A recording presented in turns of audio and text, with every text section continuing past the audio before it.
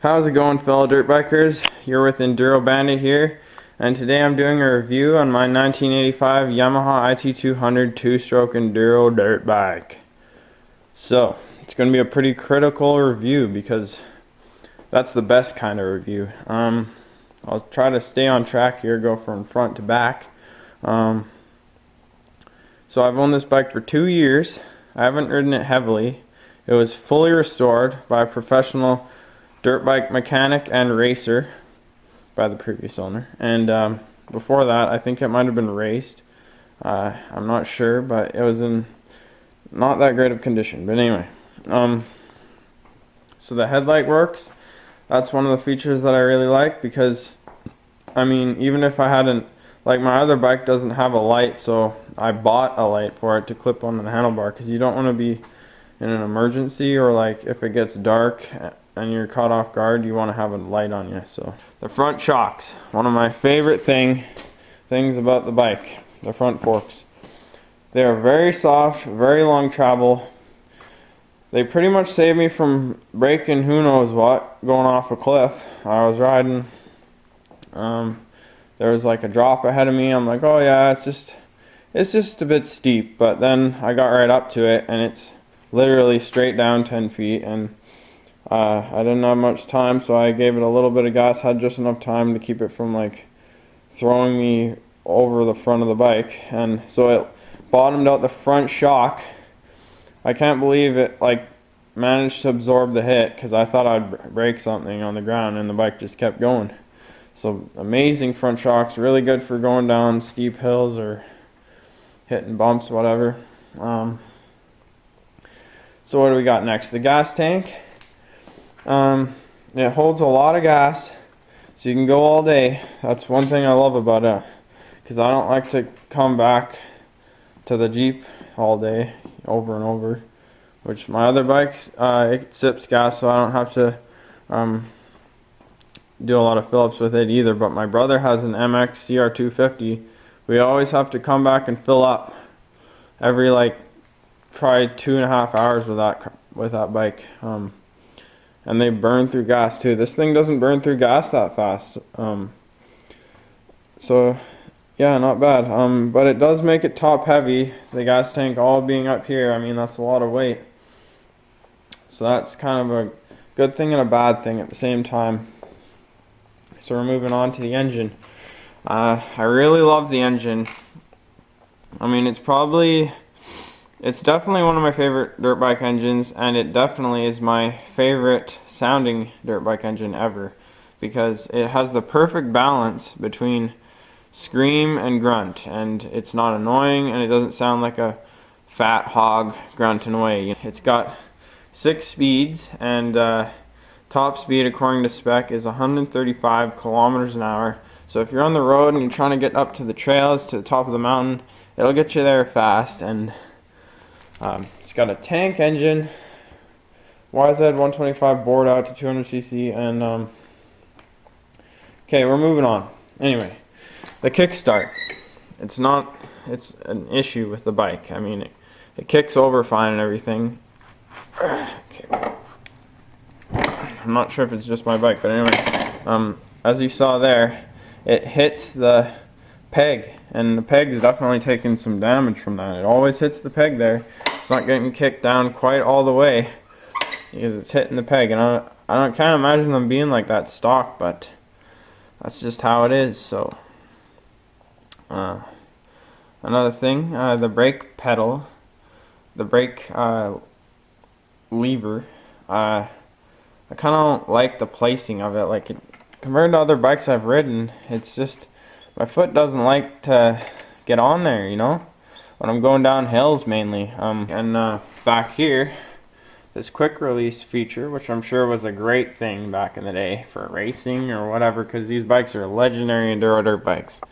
I mean, they're built to have quick pit stops and tough, but after many years of riding, and even after the full restoration, there's going to be issues. You got to expect it with these older bikes, and so this is one of the issues. I wired it on there permanently, because I'm sick of it falling off. It's fallen off on me a few times. You lose your rear brake when that happens. Who knows when this thing could be dragging on the ground. Sometimes you kick it and this whole line will get knocked right off. Wired it on there permanently, so that's not an issue anymore.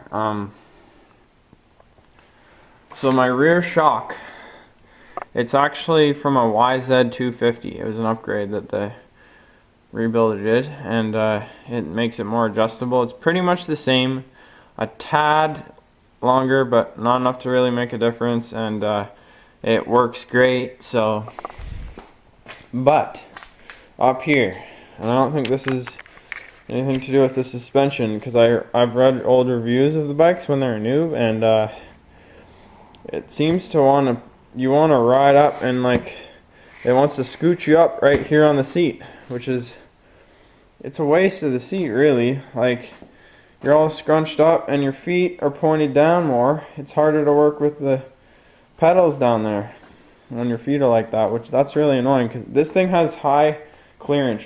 That's a great thing, but when you're that close to the seat, between the pedal and the seat, and you're scrunched up, it's not going to be good. So that's one issue. So I have it adjusted maximum softness, and this bike just absorbs anything. People they'll get off their relatively brand new bikes, get on my bike, and they'll be like, "Oh man, it's the softest suspension I've ever had," and they'll be like, "Oh man, I gotta rebuild my suspension," or whatever. They want to make their suspension better, but too bad, because you can't compete with this. I just can't think of any bike that has as soft and long travel suspension as this bike. So yeah, no issues up here. This baby stopped working. It wasn't working when I got it. I mean, I'm lucky to even have it, but whatever, who cares. Down here we've got the shift lever, which is aftermarket, because the old one, which was not as good quality, broke when the bike literally, it wasn't moving. I was on uneven ground, and since I can barely touch the ground because I don't have that long a leg, so if I'm on uneven ground, the bike's gonna fall flat over if I'm a bit off balance. There's nothing I can do about it. The kickstand, I wish it was longer, a bit longer, like another couple inches longer, because the bike really, it can fall right over if you're on soft soil, because it really is on quite a bit tipped over when you're on the kickstand anyway. But I'm glad it has a kickstand. So also the air cleaner, the air filter, it's very easy to access. Pretty much just take off this rubber strap and you're on it, and you can unscrew it and clean it or whatever. I haven't had any issues with that. It doesn't get dirty. So yeah, drum brakes all around.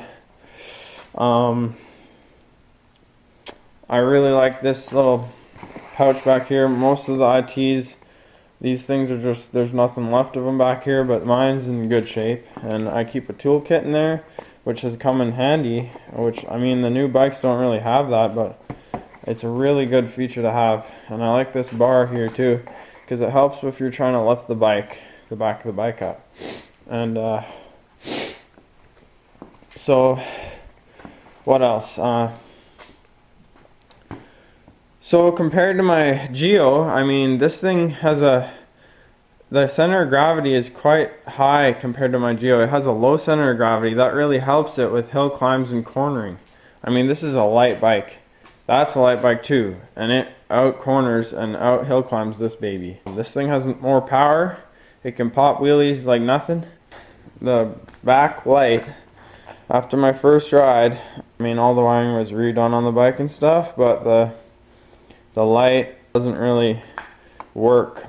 It only works like probably 10% of the time now, just randomly. And another thing is this odometer cable. It was getting rubbed on by the tire because they don't have anything really to hold it up against the fork, which they just have this up here. That's not going to really do anything. Like, I had to wire it on here with some wire, and I duct taped it because it was rubbed down to the metal already from rubbing on the wheel.